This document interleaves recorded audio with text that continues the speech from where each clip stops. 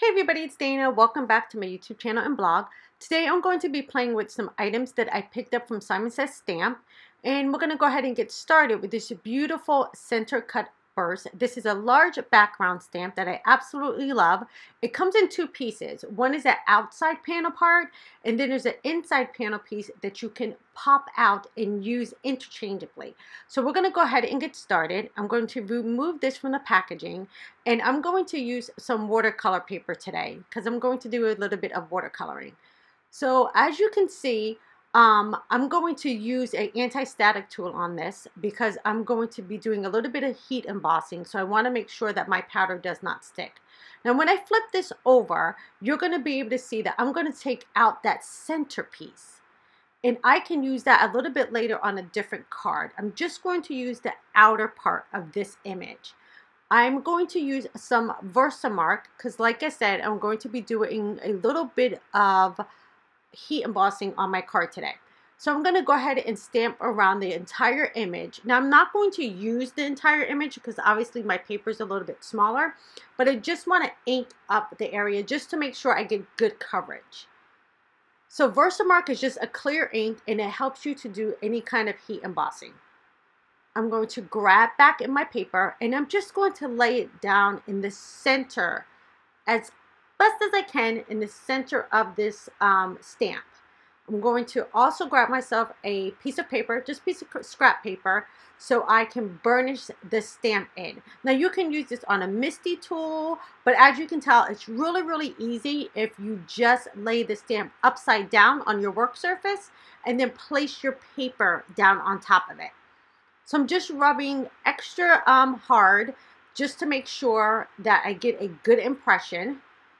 And using the white piece of scratch paper helps me not get my hands all messed up with the Versamark. Now I can place that stamp off to the side, and I'm going to grab another piece of paper and my embossing powder. So my embossing powder today is Princess Gold, and this is from Ranger, and I love this gold. I've used this several times in videos, and it's my absolute favorite. Now I do have a couple of these stamps from Simon Says Stamp, and I will make sure to link up here in the corner to another card I made with a very similar stamp that I've picked up from Simon Says Stamp. Now I'm going to tap off any excess that I have, and I'm just going to go one more time around the top panel just in case I missed any spots. Now any strays I can make sure to brush off with a painter's brush, just a little bit that I have left. Now I'm going to get my heat gun really hot, and now I'm going to bring it to my paper and I'm going to start melting that embossing powder. I'm just leaving it on my craft mat instead of picking it up because obviously I have little sharp lines and I don't want to actually stick my fingers into my embossing powder. And this craft mat I have is heat resistant, so it makes it perfect for this heat embossing. So like I said, my heat gun is really hot, and that's another reason I don't want to stick my fingers into that embossing powder. So now once that is all complete and it's done, I have this beautiful background that I can start working with. Now for my coloring today, I'm going to use these Magenta Nuance pigment powders. You can use these, but if you don't have these or you can't find them, you can use Color Burst or BRUSHOs. They are pretty much all the same. I'm going to tap some of this powder down, and I'm going to start with the teal color, and I'm going to go around the perimeter of my design. And I just need to tap a little bit of this color because it goes a long way. And now I'm going to come in with a pinky, more of a coral color, and I'm going to go ahead and tap some of that color into the center of my design. And again, a little bit goes a long way. And lastly, I'm going to come back in with just a little bit more of that teal color. Just a tad bit to fill in some of my center. Now once I have my powders down, I'm just going to grab a spray bottle and I'm going to start spritzing this with water. And look what happens. I get this gorgeous color combination. Now within each one of these bottles, I have the blues, and like I said, I have the pinks, but I'm going to also get a nice shade of purple in there when these two colors blend. And I also have some greens in there as well. So now I'm going to grab my heat tool and I'm going to start drying this. And as I dry, I'm also going to have a paper towel. And the paper towel is going to help me to collect any of the extra water that I have on my card, because I don't want to have like puddles. I want to kind of have this as a seamless kind of blend of color. So my paper towel is going to allow me to soak up some of that color so I don't have like droplet looks on my panel. But look how beautiful this color fills in my background without me having to take the time to put down all that color with using like a paintbrush or a marker. I absolutely love using these mica powders for backgrounds like this. It makes them so pretty and super fun and easy to color. So I'm going to go ahead and dry that back and then set that aside to finish drying. All right, to finish off my card, I'm going to use the Bold Mom dies from Simon Says Stamp. I absolutely love that this has like an inner mom piece and then an outer piece that's like a shadow. I have several of these as well, and I think they're so pretty. Now to match, I'm going to grab a piece of white 80-pound Neenah Solar White cardstock, and I'm going to grab my Versamark again. And I want that mom, the thicker, bolder part of that mom die to be gold. This way it's going to pick up the gold that is actually in the lines of my panel.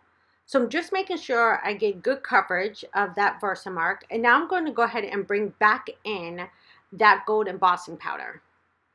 So you can do this in several ways. You can actually use that bolder mom outline and make that with vellum. I've seen that done several times in vellum. Or you can do it in a contrasting color. But I'm going to go ahead and do mine in gold. Like I said, I want it to mirror the gold that's in the lines of my design. So I'm just going to make sure that I get a really good coverage on that background. And then I'm going to make sure that I pour back in my embossing powder, because I know me, I would turn on my heat gun and I would end up blowing this embossing powder all over my desk. I'm going to go ahead and move that out of the way. And I had turned on my heat gun off to the side, so it's really extremely hot. And it's going to be able to melt down this embossing powder rather quickly. So I'm going to actually start from the back side, and then I'm going to bring it to the front of my panel. And as you can see, my gun is pretty warm, and it's melting that embossing powder very quickly. Now, like I said, if you wanted to do this in a different design, you can also do it in silver. You can do it in glitter paper, which I've done it before in glitter paper. It is absolutely fabulous. Or you can do it in a contrasting color. So now, since I have that all nice and dried, I'm going to go ahead and take both of my dies, the bolder piece as well as the just regular mom, the inner layer, and I'm going to run those through my die cut machine. Now, since I have everything cut out, I'm able to now layer up everything. I'm going to pop that gold mom out, and look how pretty the font is. You guys know me, I love a pretty font, and I love how bold this mom is. It's really going to finish off my card nicely because it's a large, bold font. I'm going to use my pick tool to go ahead and help me pop that mom out. And look how gorgeous that is when it's done in gold. But as you can see, once I put the inner layer of the mom in white, it definitely makes that mom pop. So that's what's so great about having that backdrop of that shadow. All right, so now I'm going to bring back in my panel, and I'm going to show you. I can leave it with just the mom in gold, which it would look actually really pretty. Or once I double layer it, or actually not double layer it, or put the white on it, I have a second look. So just remember, with these kind of dies, you can use just the background piece or the top piece. Totally up to you, and that's what's so beautiful about these. I'm going to use my On Point glue, and this is like a clear glue, to adhere the top part of my sentiment onto the shadow piece. I always like to use tweezers with this because it allows me to kind of line things up and not allow my hands to get really tacky from my glue. And I don't like to use dry adhesive with this because using glue allows me just a tad bit of wiggle room to move my sentiments into place. So now since I have that first one down, I'm just going to go ahead and grab my glue and then finish off lining up the rest of them. All right, I have my last little M to pop into place. And look how beautiful that looks with that pop of gold behind there. I absolutely love this card. All right, that looks good. Now I'm going to go ahead and lift that up and you can really see that great shimmer of that gold. All right, I'm going to go ahead and set that aside, and now I'm going to go ahead and start working on the base of the card. So I'm using Neenah Solar White 110-pound cardstock, and I'm just going to trim that down with my Fiskars cutter. And while it's still sitting in my trimmer, I'm going to grab my embossing tool, and I'm just going to go ahead and score it right while it's still in there. I like to use the track of my trimmer and my Teflon bone folder just to score it right when it's in there. Since the track is already there, it allows me to line everything up perfectly. And then I can just use my bone folder to give myself a really good crease in my card. Now, I'm not going to add a lot to this card because I think the background is very striking and the sentiment of that mom is bold enough to carry the weight of this design. So for the background, because it was watercolored, I did set it aside and I did put a book on it to dry, but I'm going to make sure that I put a tad bit more adhesive on the back of this because it was bowed just a little bit because it did have a lot of water on it. I want to make sure it adheres to my card panel. So I'm just going to make sure I don't have any adhesive coming off on the side. And I'm going to place that onto my card base. Look how beautiful that looks. Oh, I just love how pretty those colors come together. And now I'm going to grab my mom's sentiment. And now instead of just placing this mom sentiment just down, I actually want to give it a little bit of dimension. So I'm going to grab some foam tape that's already doubled up. And I'm going to grab my scissors. And I'm just going to trim this down. So you can see by using those large background stamps, you can have such a gorgeous design. Now, like I said, you can watercolor these, you can paint with these, you can just leave them in black and white, which would be very, very beautiful. But I'm going to come back with another video on Monday to show you how to use the inside piece of this die. So you guys make sure to come back on Monday and check out that video. So I'm just going to go ahead and finish up putting on the back of that foam tape. And then I'm going to go ahead and pop that mom right up in the center. Get that lined up.